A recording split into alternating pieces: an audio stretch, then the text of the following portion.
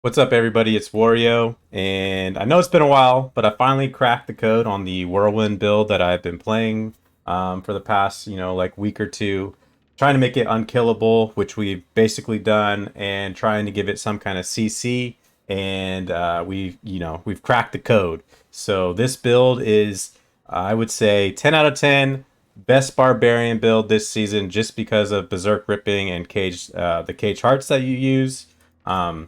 So I see a lot of the main thing that I want to get into and just talk about right off the bat is you want to use calculated devious heart. So you're constantly using fury and you're constantly stunning enemies for 4 seconds, and this will just chain CC everything that you're fighting. Gives you time to get your cooldowns back. Everything is stunned, and the survivability for this build goes through the roof. I see a lot of people, they're using the and what is it called? The Caged Heart of Tempting Fate. You don't need it, man. You're doing insane damage with this build. There's just no point. The biggest issue for Whirlwind that I saw was it just didn't have any kind of crowd control at all. So you're still dying to ghosts. You're still getting that one shot off screen by crossbows and stuff like that. But this heart solves all those problems. Again, the other thing that I want to get right into is I'm using triple axe. You're going to be like, Warrior, you're crazy. You should use triple swords because you get that critical strike damage. Like, that's better. But you know what? It's not this season. I've done a lot of testing. Triple axe is the way to go. And the reason why is because you get that damage to healthy enemies. And because we are a bleed build abusing the Barber this season, the damage to the healthy enemies, once you get that Barber bleed proc, oh man, everything on the screen just blows up. You'll see it's insane. It feels crazy. Like you can try the three swords, but man, when you try the triple axes, everything is just, dude, it just blows up. It feels good. So let's get right into the gear. I'm gonna do this semi quick so that way you guys aren't sitting here for the 20-minute video. But gasping whirlwind. Stats that you want to prioritize, or correction, grasping whirlwind. Stats you want to prioritize are cooldown reduction, armor, max life, and then all stat strength, dexterity, in that order. For your chest, you want that quad chest. We're using disobedience. You want to prioritize armor, damage reduction while fortified, close, and distant enemies in that order. That fourth one can, instead of distant, can be max life. It could be damage reduction.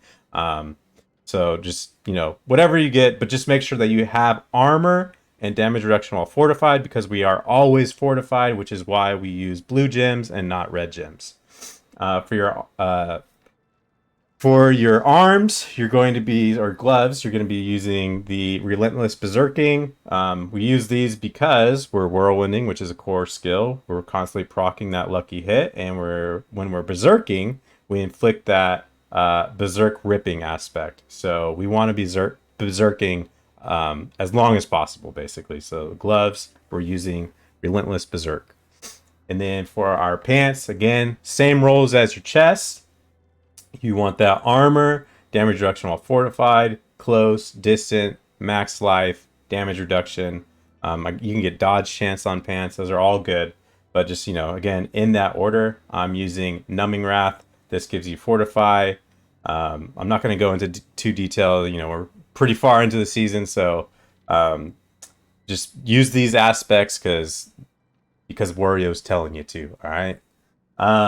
For my boots, I'm using Ghost Walkers, and you want to prioritize movement speed, berserking duration, fury cost reduction, and damage reduction while injured. Most of the things in this game are going to, that one shot you, like ghosts or crossbows, are going to one shot you. So damage reduction while injured isn't really my priority on the chest and the pants, because if I'm going to get one shot with this tanky build, it's going to be by those things that you can't avoid. I'll do my weapons last. For my necklace, we're using Dire Whirlwind, just an insane damage boost. For your stats, you want to prioritize cooldown reduction, armor, then movement speed, And then your fourth one you can play around with. If you can get heavy-handed, awesome. If you can't, and you can get like some kind of damage reduction to close, if you can get damage reduction while fortified, or armor percent, or not armor percent, but you know, strength percent. Those are all good stats. For our rings, again, always using Bold Chieftain. It's sad. We use our shouts. Every build uses shouts because they're too good. For our stats rolls, we want to go with critical strike chance, vulnerable damage, critical strike damage, and then your fourth one could be resource regeneration or max life. Honestly, I feel like you don't even need resource generation with this build just because you're always capped. But I mean, just test out what you think is best. I'm not, you know, telling you that this is the best of the best. Like, you know, do some testing and see what you find out. For our second ring, we got Band of Echoing Fury. This is just you know, fury per second while you're using your shouts. Same rolls. You want critical strike chance, vulnerable damage, critical strike damage, and then do it in that order: resource regeneration or max life. When we get into our weapons, I have the Bonebreaker of Limitless Rage. This is just an insane damage boost. Put it on your two-hander. You're going to use critical strike damage, vulnerable damage, all stat, main stat. I'm a big fan of all stat, main stat because I feel like I don't need another damage like bucket, basically, just because of the way the buckets work. I don't need that damage to close. But the one that we are going to abuse, we just get it just from using that weapon, and that's going to be on your axes. The damage to healthy enemies. This is why I'm going with that triple axe. But for this one, we're using Octopian Edge. The one detail I'll give you about this one is when you use your basic attack, you proc this, then you go into your whirlwind. As long as you're whirlwinding, you snapshot this, so you'll be at that 30%. And as long as you're just whirlwinding, you're not picking up loot, you're always going to have that multiplier. But when you, as soon as you stop to like pick something up, you're going to have to, you know, auto attack something with your lunging strike and then start your whirlwind again. We're going to use for our second one-hander, we're using Edge Master, and this is again another damage multiplier. Same stats on your, you know, all the weapons. And for our last two-hander, we're abusing, you know, Berserk Ripping this season with the Barber. So again, I just want to go into why I'm using triple axe, because we get that damage to healthy enemies, which is insane when it comes to a bleed build. While it's proccing, you know, the Berserk Ripping plus Barber interaction, just one-shotting everything basically. Okay, let's get into my expertise. I use two-handed sword expertise. You deal 30% increased bleeding damage for 5 seconds after killing an enemy. Insane. For my paragon board, I'm going to put this in a link below so you guys can check it out. The only paragon board that I'm going to go into detail about is the one that, you know, also explains why I'm using triple axe for my two-hander while I'm using cleaver. So while wielding an axe, you deal 12% increased critical strike damage.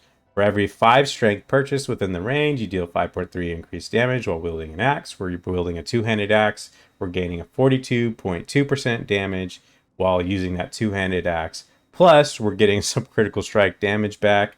Also on this board, we're getting 30% critical strike damage, so we're making up for losing those swords. We're getting some critical strike damage magic nodes.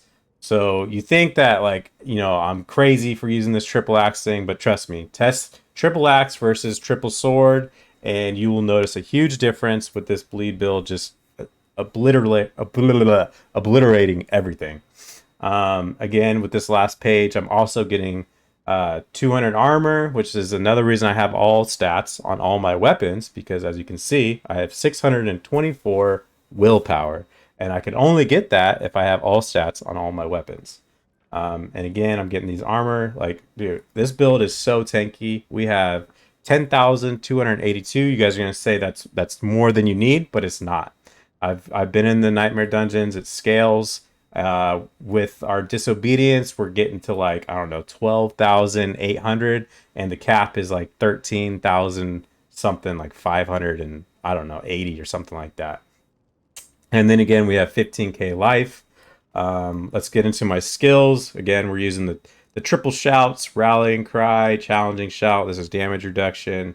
War cry, berserking. We're using Wrath of the Berserker usually before boss fights. I rarely use it unless I'm in like, you know, some kind of crazy pickle in the Nightmare Dungeon, but I will pop it before I do the rift or the boss fight. And then we're using Lunging Strike and Whirlwind. Let's get into my skill tree. So where's that at? Oh my goodness, dude, it's been a while. All right. Dude, I can't even... Okay, my bad. I'm trolling myself. I'm just going to go briefly into my skill tree. Combat Lunging Strike for that Berserking. We're using Furious Whirlwind for that Bleed.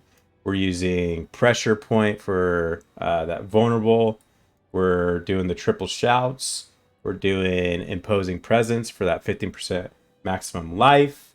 Again, I'm going to have these down below, so I'm not going to go too in depth on these. We have Swiftness for that movement speed. And then we got No Mercy for that critical strike. We got Counter Offense for Fortify. Maximum life, you deal 12% increased damage. We have Heavy Handed.